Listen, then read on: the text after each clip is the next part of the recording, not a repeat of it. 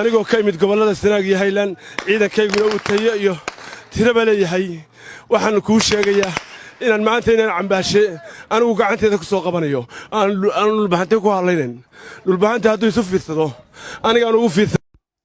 beelweynta warsangeliye daarood ee hartiyeed ama maxamuud harti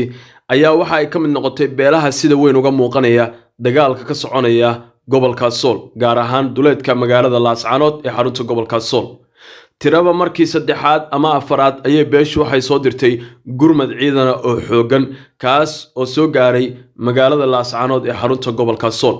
beesha warsangeliye ayaa kaalinta koowaad ka gashay gurmadkii ugu horeeyay ee deegaanka soo gaara waxaana xusid mudan Ilaahay ha u naxariiste sida Cabdirasaaq Iile Madoobe daroogo lagu neynaasi jiray oo ku shahiiday dagaaladii ugu dambeeyay oo hada afkiisa ka xaqiijinayo waxa ay beeshu ka mid ahayd beeshii ugu horeeyay ama ay ahayd beeshii koowaad ee u soo gurmata dadka deegaanada SSC waxaana beeshu ay markaasi soo gaartay dagaalkana ka soo qayb gashay oo gurmad ahaan u timid magaalada Laascaanood intiina cambaashe uu ku sugnaa xerada guudwalayaasha ama xerada qaybta 7 ee duleedka magaalada Laascaanood maalintii xabadda lagu waday ee xerada laga saarayay isla markaana meeshaas ay ku shahiidayeen dhalinyarada badan isagana ciidamadii uu watay ee jaamacsiyaadka ahaa iyo ciidamadii kale huwanta ahaa qayb laga leynayay waxa ay beesha warsangeliye dhalinyar kamid ah oo taalada shuhadada ka soo muuqday oo kamid ahaa Cabdirasaaq Iile Madoobe daroogo Ilaahay ha u naxariiste ama uu hogaaminayay ay kamid ahaayeen dadkii dagaalka ka qayb galay beeshan iyo beesha Siciid Harti ee markaasi walaalahooda marka laga yimaado in waajib ay tahay in la isku gurmado wada dhalashada iyo sidoo kale hiilkuna uu yahay mid beelahani ka dhaxeeya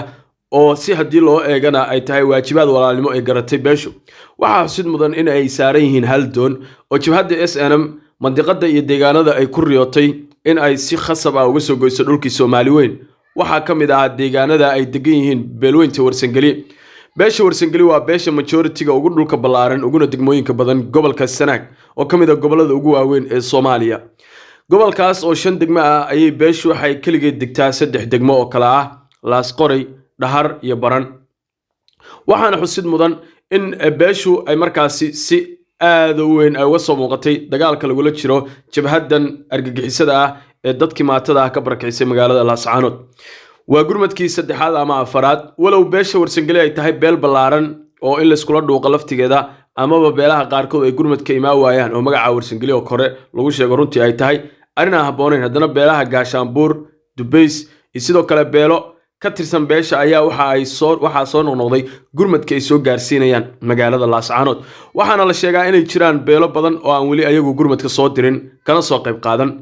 beesha majeerteen oo kamid ah beelaha hartiyeed ee beesha Maxamed Harti ayaa iyaduna si fiican gurmadka uga soo dhalaashay iyadoo waliba ay jifo u socdaan ay beeshu gurmadyo aad fara badan ay soo gaarsiisay magaalada Laascaanood dadkii ugu soo horeeyay ee soo gurmada beesha majeerteen ka soo jeeda ayaa waxa kamid ahaa beelaha Umar Maxamuud oo ka soo gurmaday horaantii markii ugu horeysay dagaalku intuu soconayay mudug iyo beesha Ciise Maxamuud oo iyaguna ahaa beelii ugu horeeyay ee Tukaraq soo duldega intii magaalada Laascaanood ay dagaaladu ka soconayeen taasoo ku guuleysatay inay cabsi galiso maleeshiyaadka SNM ee ku sugnaa deegaanka Tukaraq kuwaasoo si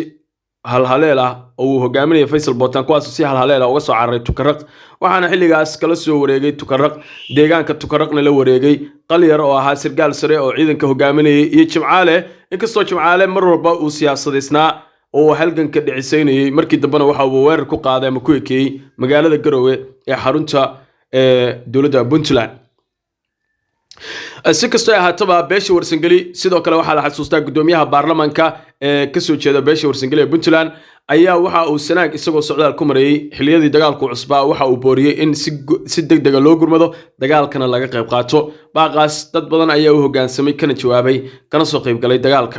shilkayaal suugag iyo sidoo kale gaadiid noocyo kala gedisan isugu jira oo badan hubka noocyadiisa kala gedisan oo dhashiikayaal ah ayay beeshu soo gaarsiisay dagaalkii intuu soconayay waxaana looga fadhiyaa in ay sidoo kale hub aad u fara badan oo beesha wili deegaanadeeda ku harsan ay ka soo qayb galaan gurmadka magaalada Laascaanood duleedkeeda Gooja Cadde meesha 7 kiiloomitir u jirta godka kaliya ay ku soo hareen maleeshiyaadka SNM looga saarayo inay ka qayb qaato beeshu ayaa la soo dhaweynaya waxaana u soo qaadanay muuqaalkan si gooniyana aan runtii ugu xuseynay doorka quruxda badnaa ee beeshu ay ka qaadatay halganka taariikhda ayaana xusi doonta dhalinyar ayaa uga shahiiday dagaalka intuu soconayay sidoo kale qaar kale ayaa uga dhaawacmay waxayna hadda diyaar u tahay beeshu inay ka sii qayb qaadato juqraafi ahaan dhulkii ingiriisku gumaystay ayay ku jiraan beelaha dhulbahante iyo markaasi warsangeli inkastoo aan la gumaysan warsangelina ay lahaayeen saldanad suldaama oo xadaaradeed dhulbahantana ay ahaayeen daraawiish waxaa xusid mudan laakiin in dhulka sida riyada ah kooxi ay ku sheegatay in ay markaasi ay ka mid yihiin dhulkooda iyo deegaanadooda warsangeli ayaa waxa ay ka tirsan yihiin siyaasad ahaan Puntland sidoo kale waxa ay leeyihiin doonis kale oo la dhaho Maakhir State oo ay markaasi maamul goboleed gooniya ayagu u rabaan warsangeli markii dagaalkan laga farxasho dhowr wax way u banaan tahay in ayaga iyo walaalahood Siciid Harti ay ku heshiyaan haddii ay dhisanayaan dawlad goboleed iyo haddii ay qolo walba goonideeda u soconayso amaba masiirkeeda siyaasadeed ee gooni u xismayso laakiin waxa muhiim ah inay dadkani walaalaha ay garowsadaan inay soo heeliyaan oo jirkii lahayd jidinka kama qoslo ay markaasi mahmaahday ahayd ay ficil u bedelaan taas ayaa wax qurux badan ah waan runtii waajibaad ay dad dhifa kaliya ay garan karaan waa maadsan yihiin walaalaha warsangeli waa sawirka ugu dambeeyay ee magaalada Laascaanood xaruntii taalada oo mar la oliyay ayaa daawadayaal sidaan loo bedelay marna waa la casaaneeyay waxaana laga xanaaqay jiindha socdaalkiisa saan wararka hore idinku sheegnay laakiin maanta way ifeysay oo sidaas ayaa laga dhigay calankii Khaatumo iyo kii Cawaale ayaana lagu xardhay ugu dambeyn daawadayaal wararka caalamka haddaanu eegno hal qodob oo kamid ah madaxweynaha Turkiga Recep Tayyip Erdogan ayaa caqabad lama filaan ah hordhigay qorshe Joe Biden uu ku qorshe Joe Biden ee ku aadanaa kamid noqoshada Sweden ee NATO isagoo ku dhawaaqay inuu doonayo in codsiga Turkiga ee ku birista midowga Yurub lagu daro xirmada ay Sweden kula biirayso NATO marka lagu daro shuruudihii hore ee argagixiso la dirirka iyo mamnuucidda ururada Kurdida ah ee la dagaalamaya dalweynaha Turkiga isagoo ka hadlayay garoonka diyaaradaha ka hor inta aanu u dhoofin shirka NATO ee magaalada Vilnius ee dalka Lithuania madaxweynaha Turkiga ayaa yiri marka hore waa inaan u gogol xaarno Turkiga oo gala midowga Yurub kadibna waxaan u gogol xaaraynaa Sweden sidii aan u sameynay Finland Sweden waxa ay noqon doontaa xubin buuxda oo ka tirsan isbahaysiga Stoltenberg ayaa sidaa sheegay ka hor shir madaxeedka hogaamiyayaasha NATO ee bilaabanaya Talaadada soo socota madaxweynaha Mareykanka ayaa ka shaqeynayay heshiis afar wadan oo horseedaya in Turkiga Sweden in Turkigu ay markaasi Sweden u ogolaadaan NATO si looga iibiyo diyaaradaha F-16 ee Mareykanka oo ay doonayso Ankara isagoo oo shuruud ku xiray inaan loo isticmaalin hanjabaadda Greega hadalka Erdogan waxa uu soo jeedinayaa in dadaalada diblomaasiyiinta ay wadaan ka hor shir madaxeedka si meesha looga saaro diidmada qayaxan ee Turkiga ee ku aadan xubinimada Sweden ee NATO inuu markaasi ay ka mid noqoto dawladda Sweden ee dalalka ku isbahaysiga NATO si shargalay muuqaalka daawada si aad u hesho warar xaqiiq ah iyo muuqaalo dheelitiran oo ku saabsan wararkii ugu dambeeyay iyo macluumaad sir ah ku soo biirbarteena Facebook ee qaranka TV